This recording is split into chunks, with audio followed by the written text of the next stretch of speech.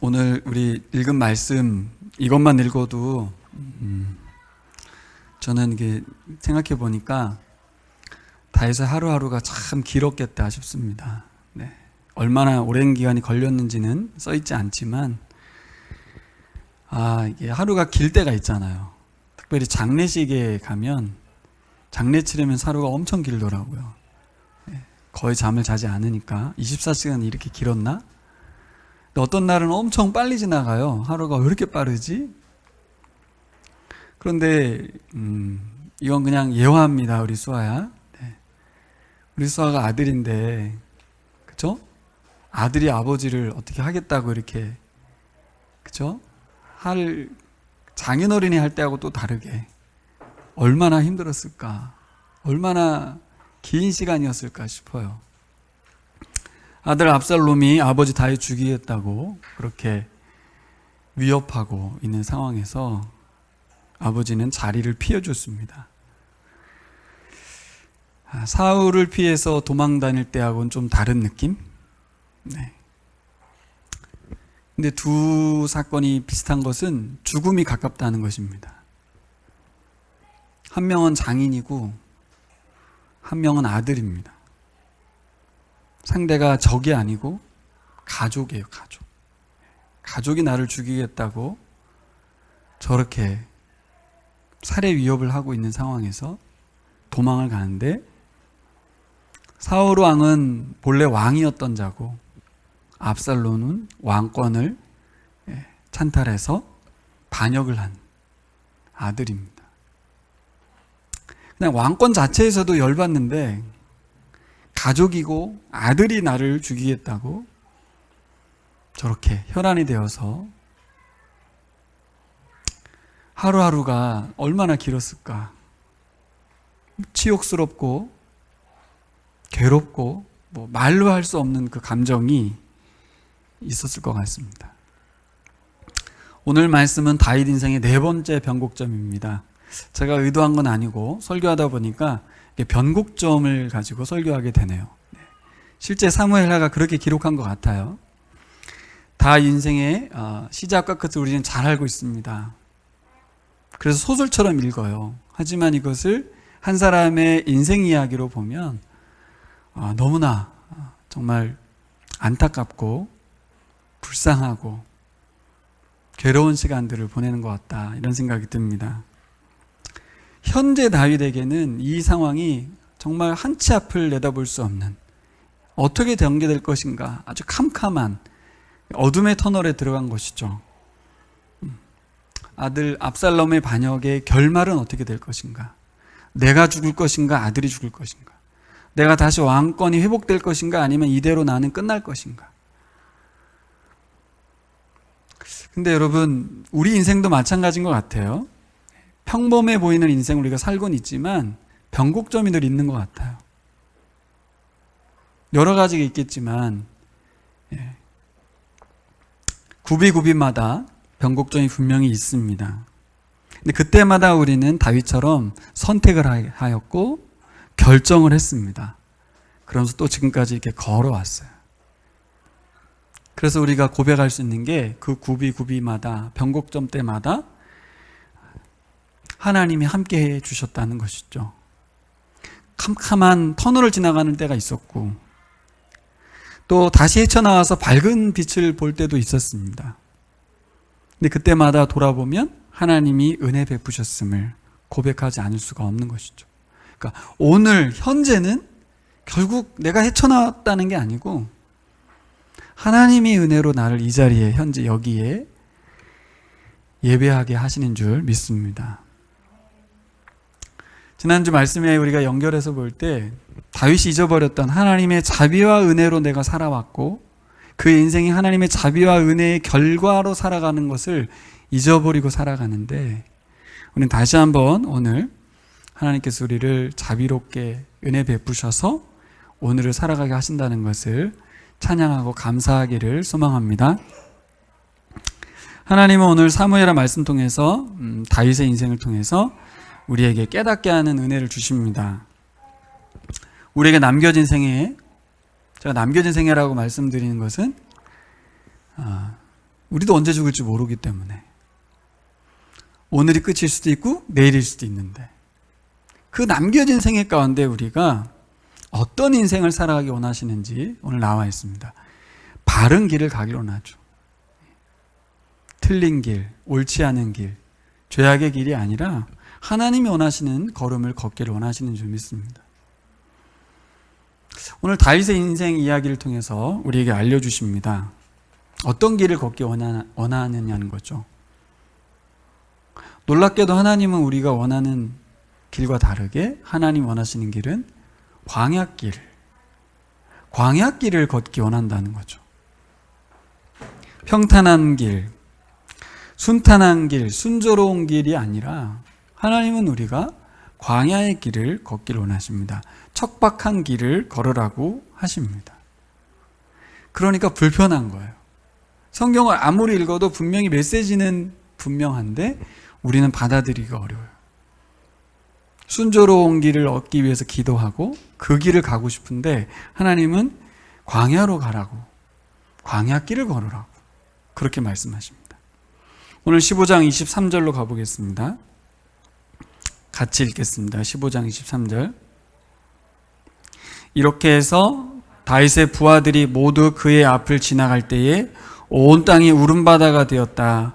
왕이 기드론 시내를 건너가니 그의 부하도 모두 그의 앞을 지나서 광야 쪽으로 행군하였다. 성경은 이게 우연히 가다가 광야로 간 것으로 그렇게 기록한 것처럼 보이지만 하나님께서 다윗을 광야로 인도하신 것이죠. 다시 광야길로. 왜요? 광야에 하나님이 계시기 때문에 그렇습니다. 하나님이 광야에 계시기 때문에 광야길로 인도하신 거예요. 우리가 생각할 때는 예루살렘에 있으면서도 얼마든지 기도할 수 있고 예루살렘 그 왕궁에 계속 있으면서 뭐든지 할 수 있지만 하나님은 광야로 가라고 그랬어요. 그래서 다윗은 하나님 말씀 따라 광야길로 갔습니다. 우리가 생각할 때 다윗의 인생은 초기에 엄청 광야 생활을 많이 했기 때문에 이제 왕이 된 이후로 이제 승승장구, 좋은 길을 걷고 탄탄대로를 걸어서 승리의 길을 갈 거라고 생각했습니다. 다시는 광야길이 내 인생에서 펼쳐지지 않을 거라고 생각했습니다. 그런데 또다시 광야길. 여기서 얻는 지혜는 뭐냐면, 우리가 광야길을 간다는 것에 대해서 오해를 좀 풀어야겠구나. 우리는 광야길을 가고 싶지 않다. 그게 아니라 우리의 인생은 늘 광야길이라서 일부러 광야길로 가야 되는 거구나. 오늘 말씀은 그것을 우리에게 알려주고 있습니다. 그러니 순조로운 길, 순탄한 길, 평탄한 길을 가려고 하는 것 자체가 잘못된 길을 가는 거라는 것이죠. 성공 가도를 가기 원하지만 우리의 삶의 방향을 광야로 가는 것으로 틀으라고 오늘 말씀하십니다. 오늘 다윗은 쫓겨서 도망자로 가는 것 같지만 여러분 잘 아시는 것처럼 그렇게 하지 않아도 됐고 그렇게 안 한다고 누구도 뭐라고 하지 않는데 본인은 광야길로 간 거죠. 다윗이 엄청 강합니다. 아시잖아요. 이스라엘 역사에서 이렇게 강대국을 만든 왕이 없어요. 군사력도 엄청납니다. 지금 싸우면 이기고 얼마든지 이 왕궁을 사수할 수 있습니다. 그를 따르는 무리들은 전투에 능한 자들이에요. 그런데 도망가는 거고 그런데 광야길을 가는 겁니다. 이게 우리에게 주는 지혜고 우리에게 주는 메시지입니다. 강했던 다윗이 왜 무기력한 모습으로 도망자 신세가 되었을까? 왜 그랬을까요?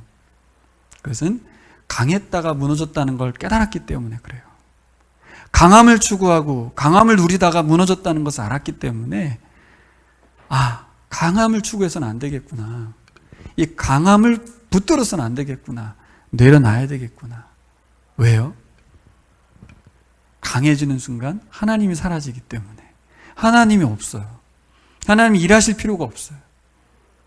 하나님이 계실 필요가 없어져요. 그래서 그는 전쟁을 나가야 됨에도 불구하고 나가지 않았죠. 우리의 전력으로 얼마든지 싸울 수 있었거든요. 하나님을 의지하고 하나님께 기도하고 하나님이 하라는 대로 했던 전쟁이 이제는 자기가 안 나가도 되는, 우리의 숫자로, 우리의 강함으로 얼마든지 이길 수 있는 전쟁이라고 생각했었잖아요. 그리고 그는 무너졌습니다. 전쟁에서 지지 않았지만 자기 자신과의 싸움에서 져버리고 무너졌어요. 결국 우리 인생은 나 자신과의 싸움인 거죠. 내 안에 있는 나의 자아, 사단의 속성, 사단의 자녀의 어떤 정체성, 탐욕, 그렇죠? 우리의 욕구, 욕망, 이것과의 싸움입니다. 다른 사람들과 싸우는 줄 알았는데 자기 자신과의 싸움이었어요. 그래서 다윗은 하나님의 자비하심과 은혜를 다시 기억하는 자리로 광야로 나아갑니다. 다윗이 강해진 이후에 어떤 변화가 있었어요? 약자를 괴롭히고 약자를 이용하고 세상 왕들이 보여주는 모습을 보여줬거든요. 근데 그때는 자기가 어떻게 살고 있는지 잘 몰랐어요.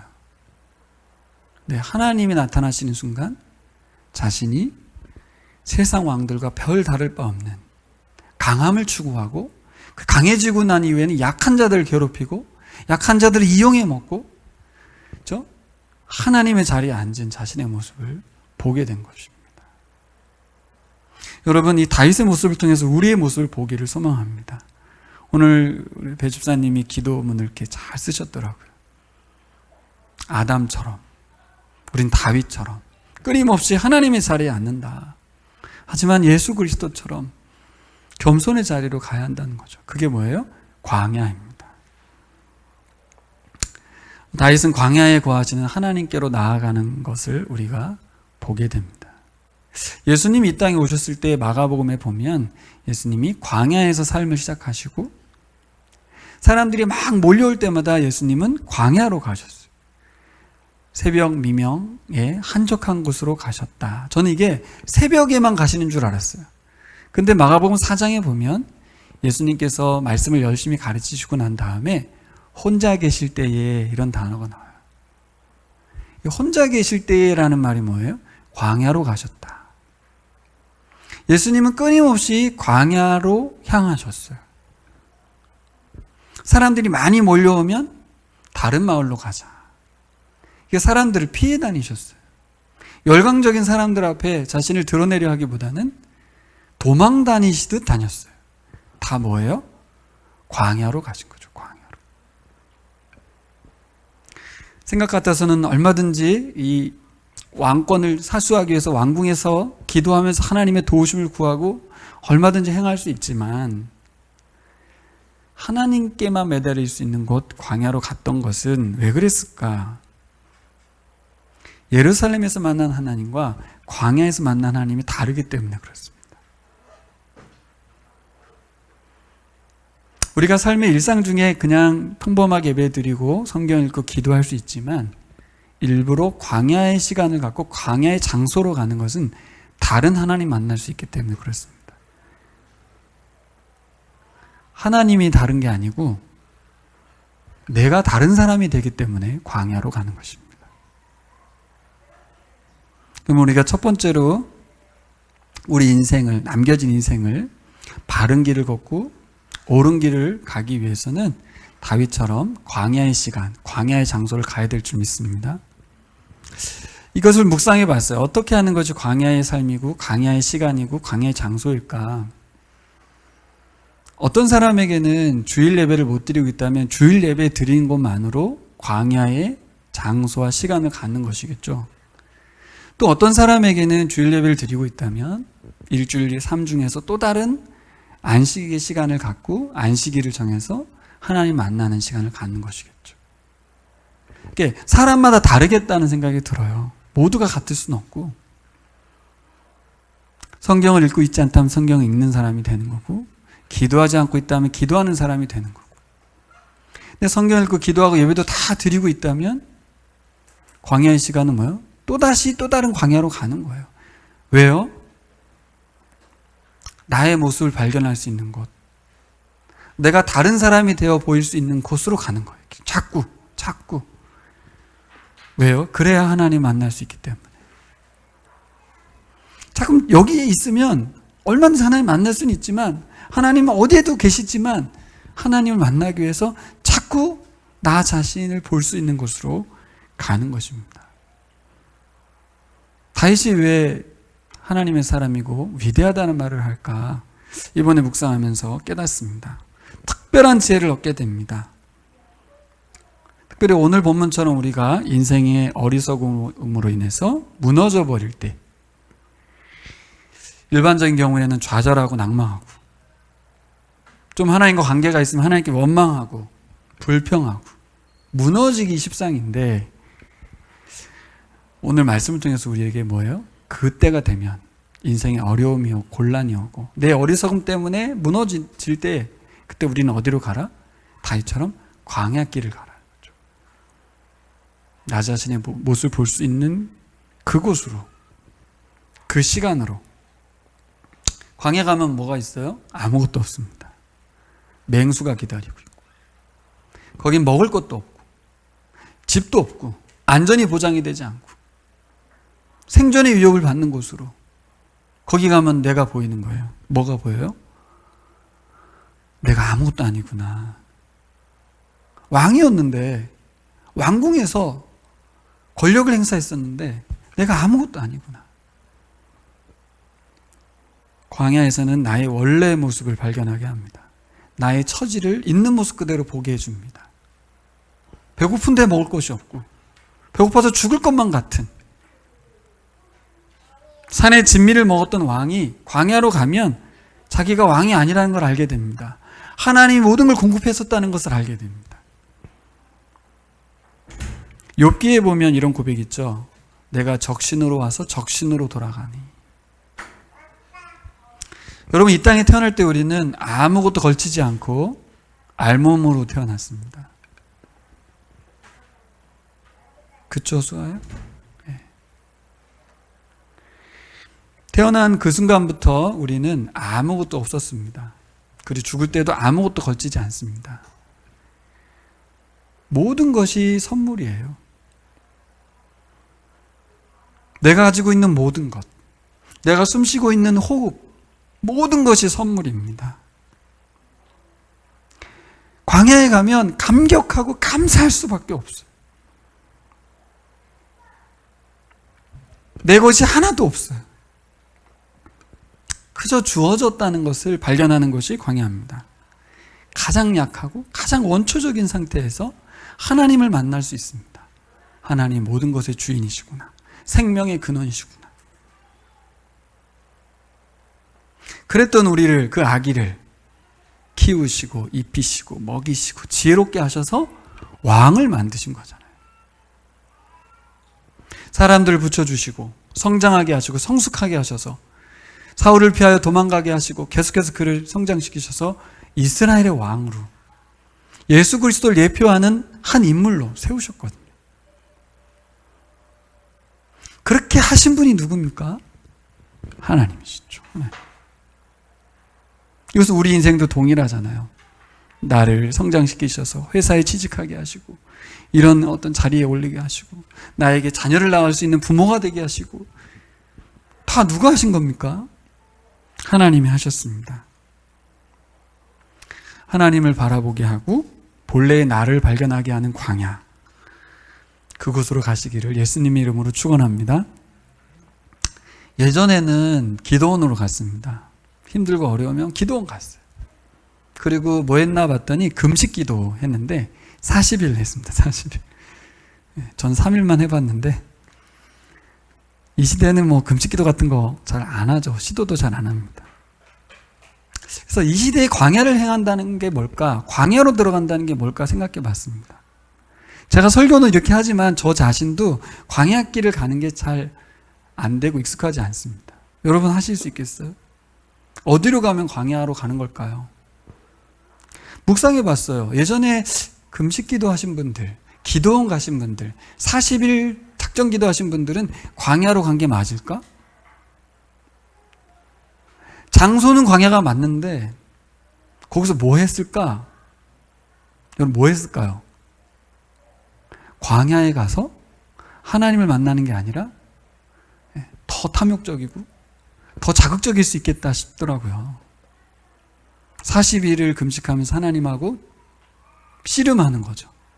제가 이렇게까지 결기를 가지고 하나님께 기도하니 하나님 응답해 주십시오.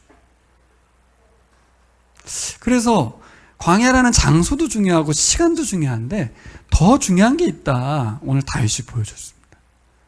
광야의 삶을 살아가는 거죠. 광야의 장소를 갔는데 더 탐욕적이고 더 욕망이 강할 수 있겠구나. 하나님하고 씨름하고 하나님하고 거래할 수 있겠구나. 사실 많이 그랬습니다. 다윗이 어떤 광야의 삶을 살았는지 우리에게 한번 묵상을 통해서 발견한 것을 나눠보고 싶은데요. 24, 25절에 보면 같이 가볼까요? 24, 25절 16장이죠. 15장. 그런데 그곳에는 하나님의 언약궤를 메고 온 모든 레위 사람과 함께 사독도 있었다. 그들은 거기에다가 하나님의 궤를 내려놓았다. 아비아달도 따라 올라와서 다윗의 부하가 도성에서 나와서 왕의 앞을 모두 지나갈 때까지 거기 있었다. 그런 뒤에 왕이 사독에게 말하였다. 같이 읽어볼까요? 하나님의 궤를 다시 도성 안으로 옮기시오. 내가 주님께 은혜를 입으면 주님께서 나를 다시 돌려보내 주셔서 이 궤와 이 궤가 있는 것을 다시 보게 하실 것이오. 네, 첫 번째 다윗의 모습은 법궤를 예루살렘으로 돌려보내는 것입니다. 이게 광야의 삶 첫 번째로 보여준 장면이에요.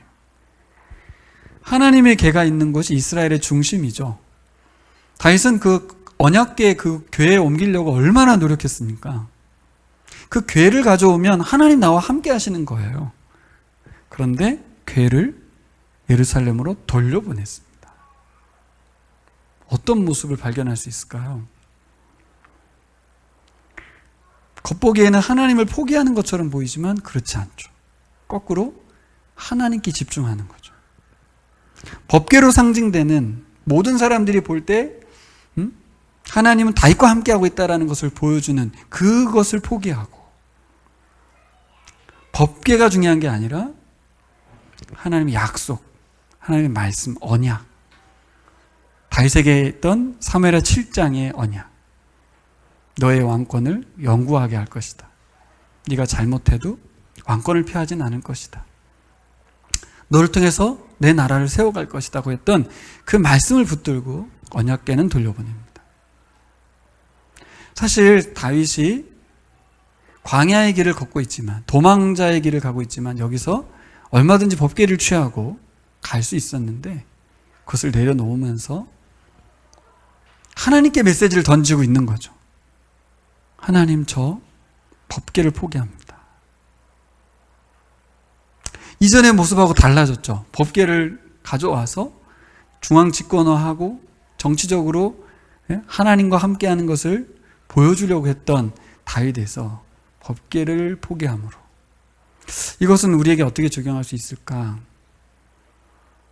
기도원관 분들이 뭘 기도합니까?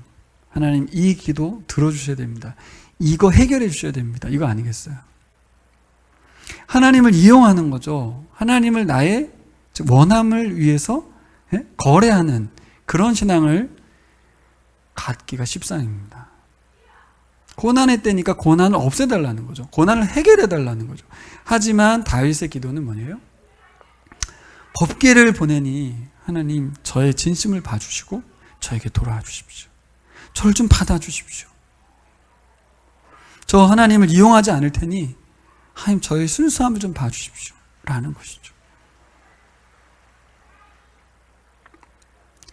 주님께서 나를 돌려보내 주신다면 너무나 감사하겠습니다.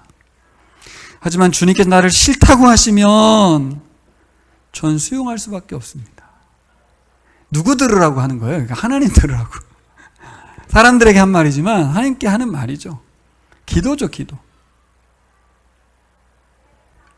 아들이 아버지께 떼쓰듯 기도하고 있습니다. 주님, 저희 왕권을 회복시켜 주십시오. 저 압살롬을 무력화시켜 주시고 저의 강함을 다시 회복시켜 주십시오가 아니고 하나님 아버지, 저를 용서해 주시고 저를 좀 다시 받아주십시오. 법궤는 보내니 저를 직접 만나 주십시오. 법궤가 아니라 하나님을 직접 보고 싶습니다. 이런 것이죠. 두 번째는 27절에 37절에 기록되어 있는 제사장들과 후세를 돌려보내는 일입니다. 광야의 삶의 첫 번째 원리는 법궤를 돌려보내는 것, 하나님을 이용하지 않는 것, 하나님의 처분을 수용하는 거잖아요. 두 번째는 뭐예요? 사람을 의지하지 않는 거죠. 지금 힘을 규합해야 되거든요. 후세는 지략가입니다. 옆에 두고 같이 가야 돼요. 제사장들도 같이 있으면 좋아요. 끊임없이 내가 약하고 도망자이기 때문에 어떻게 해서든지 사람을 모아야 될 때에 어떻게 해요? 예루살렘으로 가라는 거예요. 거기에서 나를 도와달라는 거예요. 근데 여러분, 사람은 변합니다. 어떻게 사람을 믿어요? 변심할 수 있어요. 이 선택은 굉장히 위험한 선택일 수 있습니다. 가까이 둬야 되는데 자꾸 떠나보내면서 거기서 나를 도와달라는 거예요. 이럴 수 있을까요? 광야의 길을 가고 있는데, 고난의 상황인데, 지금 적군이, 그 압살롬이 많은 실권을 장악하고 거기에 사람들의 마음이 다 이렇게 모여 있는 상황에서, 내 사람이 별로 없어진 상황에서 계속 사람을 보내고 있어요. 뭐 하는 것이죠, 이게?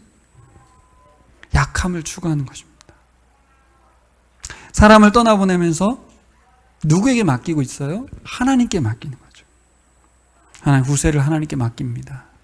하나님 제사장들을 하나님께 맡깁니다. 그들에게 사명을 주죠. 거기에서 나를 위해서 정보를 좀 다오. 왜 이렇게 하는 것입니까?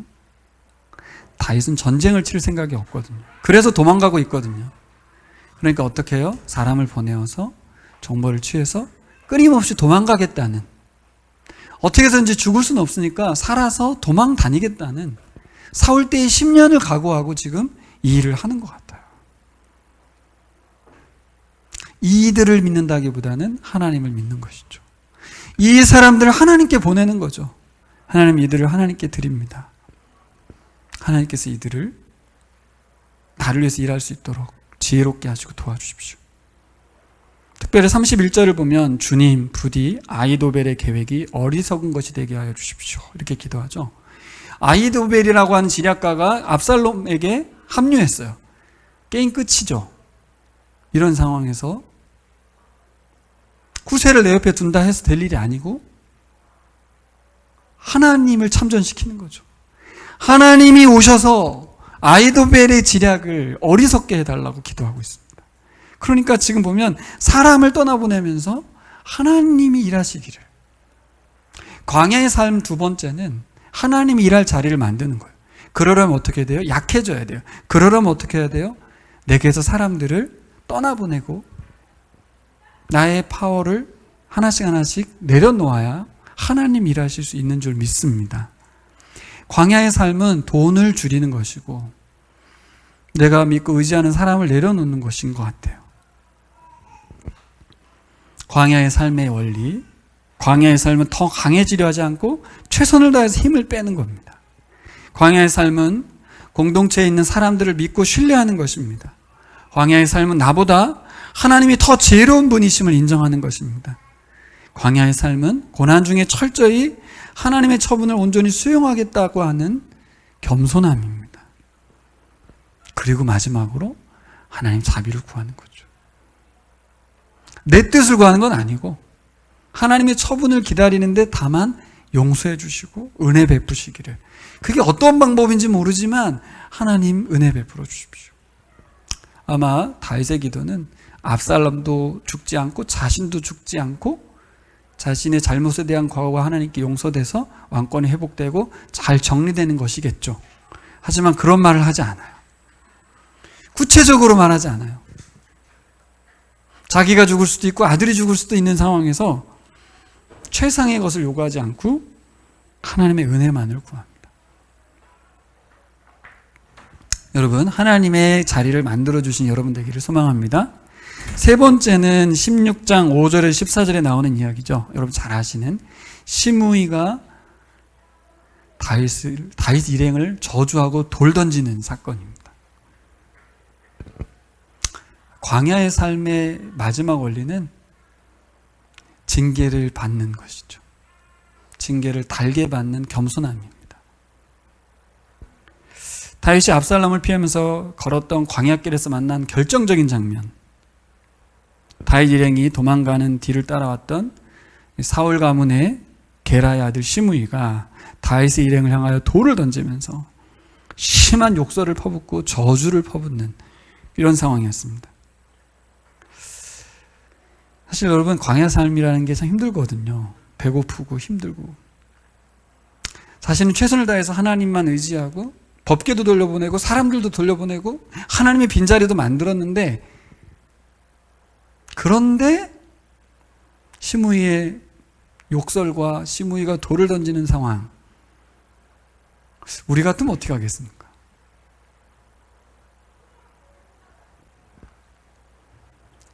시므이는 어떤 역할을 해요? 다윗이 계속해서 약함을 추구하지 못하게 칼을 들도록, 강함을 추구하도록 사탄 역할을 하고 있습니다. 하나님의 뜻을 수용하거나 추구하지 못하도록, 광야의 삶을 살지 못하도록. 다윗 참 대단한 사람입니다. 저는 이것을 묵상하면서 광야의 삶을 살면서 나라면 어떻게 했을까? 나라면 법궤를 돌려보냈을까? 나라면 제사장들 돌려보냈을까? 나라면 후사를 돌려보냈을까? 나라면 시므이를 어떻게 대했을까? 여러분, 고난 앞에서, 커다란 실수 앞에서 많은 비난과 저주를 받을 수 있어요. 수치와 모욕을 당할 수 있습니다. 그런데 그 수치와 모욕을 주는 사람이 내가 보기에 이 사람은 아니야. 그럴 만한 사람이면 좋겠는데, 내가 이 수치를 받기엔 별 수 없는 존재가 나한테 이런 말을 던지면, 비난과 저주를 쏟아내면 어떻게 하겠습니까? 시므이의 저주와 돌판 매질, 너무나 황당하고 정말 기분 나쁜 장면인데, 그래서 곁에 있던 요압의 동생 아비새가 분노하면서 죽여버리겠다고 나설 때 다윗은 아비새를 질타하죠. 16장 10절 볼까요? 16장 10절 같이 읽겠습니다. 왕은 대답하였다. 수르야의 아들아, 나의 입에 너희가 왜 나서느냐? 주님께서 그에게 다윗을 저주하라고 분부하셔서 그가 저주하는 것이라면 그가 나를 저주한다고 누가 그를 나무랄 수 있겠느냐?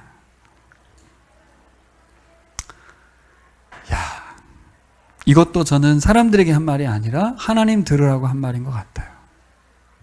하나님이 보내셨습니까? 하나님이 이렇게 하시는 겁니까? 이 말을 사람들에게 하고 있는 것이죠. 사실 다윗이 여기서 시므이를 죽이고 처단하는 것이 결코 문제되지 않습니다. 그는 왕이에요. 시므이는 합리적이지 않고 합당하지 않아요. 항상 우리가 넘어지는 것은 바로 이 합리적인 문제, 나의 의로움, 그것이 문제거든요. 광야길을 걷는다는 것은 단순히 장소를 갖고 시간만 갖는 게 아니라 이런 삶을 살아내야 된다는 거죠. 끊임없이 하나님만을 추구해야 되고, 하나님 앞에 아무것도 아닌 내가 끊임없이 이 징계를 달게 받는 모습들이 광야를 걷는 우리의 삶의 원리입니다. 저도 어려울 것 같아요. 어렵다는 게 아니라 이렇게 안 할 것 같아요. 하지만 성경은 우리에게 은혜로운 것이죠. 다윗은 했다는 거죠. 그럼 우리도 할 수 있겠죠. 우리는 또 예수 그리스도를 통해서 해낼 수 있을 줄 믿습니다. 달게 받는 징계. 내 속에 분노가 일어나지만 입술로 범죄하지 아니하고, 하나님이 혹시 나에게 저를 통하여 징계하신 거라면 받아야 되지 않겠는가? 부당하다고 느껴지고 내가 화를 내는 것이 당연할지라도 광야의 삶을 택하는 지혜가 우리에게 있기를 소망합니다. 말씀을 정리해 보겠습니다. 다윗이 걸었던 두 번째 광야길을 오늘 나누었습니다. 정말 고달프고 아픈 길이었습니다. 장인에게 쫓기는 것도 10년이라는 세월을 도망다닌 것도 정말 억울한데, 이제는 아들을 통하여 생명의 위협을 받는 상황. 근데 여러분, 첫 번째 광야길은 영광의 길이었습니다. 멋진 길이었어요. 멋짐이 뿜뿜되는, 우리가 봐도 너무 멋있는 다윗의 모습이었습니다. 근데 두 번째 광야길은 철저히 무너지는 길이고 아픔이 묻어나는 고난의 길이었습니다. 그런데 제가 보기엔 다윗은 이 두 번째 광야길에서 하나님을 더 깊이 만나고 있지 않은가, 자기 자신의 모습을 더 깊이 보고 있지 않은가, 하나님 무엇을 원하시는지 정확히 알고 있고 그렇게 말하고 있고 그렇게 행동하고 있습니다. 법궤를 돌려보냈고 제사장들 돌려보냈고 후세도 돌려보냈고 시므이를 원망하지 않았고 아비새를 잠재우고 징계를 달게 받아냈습니다. 여러분, 이런 영적인 삶은 그에게 있는 영적인 근육이 있기 때문이 아닌가 싶어요. 오늘 마지막으로 나누고 싶은 말씀은 근육이에요. 근육. 어떻게 이 고난과 아픔의 기간, 이 시간, 이런 상황들 속에서 이가 하나님의 마음을 헤아리고 이렇게 영적인 원리로 광야의 삶을 살아낼 수 있었을까? 영적인 근육이 있었지 않았을까? 어떻게 단기간에 마음 먹는다고 이게 되겠습니까? 평소에 그가 영적인 근육을 길러왔음을 우리가 알게 됩니다. 그래서 오늘 말씀, 사실 우리는 다윗과 같은 범죄를 저지른 상황이 아니기 때문에 크게 다가오지 않을 수 있지만, 오늘 마지막으로 말씀드리고 싶은 것은 언젠가 우리가 광야길을 걸어야 할 때가 오고 또 철저히 광야의 삶을 살아내야 될 때가 온다면 다윗처럼 우리가 오늘부터 영적인 근육을 길러내야 한다는 것이죠. 강함을 추구하지 않는 삶, 끊임없이 하나님과 연결된 삶, 하나님 말씀에 반응할 수 있는 반응력, 나단 선지자의 말 앞에 무릎을 꿇을 수 있는 겸손함, 이 모든 영적인 근육이 광야 속에서 작동됐습니다. 그렇지 않으면 40일 금식 작전 기도처럼 하나님하고 거래할 수 있고 싸울 수 있겠구나. 그것은 결코 광야의 시간이 아니겠다. 광야에서 만나는 하나님은 특별합니다. 하나님이 나를 발가벗겨 버리시고 나를 온전히 나되게 만드시는, 다윗처럼 멋지게 광야의 삶을 살아내기도 하고 반대로 실망스럽게 무너지기도 하고 무너진 채로 살아가기도 합니다. 하지만 하나님은 다윗의 광야의 삶을 보여주시면서 우리에게 소망을 주고 계시죠. 다윗처럼 광야의 삶을 살아내면 된다. 이게 누구를 보고 배우겠습니까? 이 성경이 주는 복인 것 같습니다. 다윗처럼 광야의 삶의 원리를 살아내면 너는 나를 만나게 될 거야. 네가 원하는 결과를 얻지 못할지라도 나를 만나게 될 거야.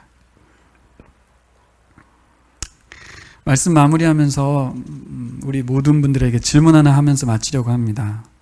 일주일 동안 함께 묵상하고 답을 구해보셨으면 좋겠어요. 지난 금요일 날도 우리 현진 형제하고 나눴던 이야기인데, 다윗의 인생 중에 가장 행복했던 순간이 언제일까? 골리앗을 이겼을 때일까? 사울 피해서 도망 다닐 때일까? 자신이 온 이스라엘의 왕이 되었을 때일까? 하나님의 괴가 예루살렘 궁에 입성했을 때였을까? 춤추던 그 순간일까? 압살롬을 피해서 다닐 때일까? 언제일까? 제가 말한 이 모든 순간이 아닐 수도 있어요. 한번 생각해 보십시오. 다음 주일까지 모두를 묵상해 보십시오. 다윗에게 가장 행복한 순간은 언제일까? 기도하겠습니다.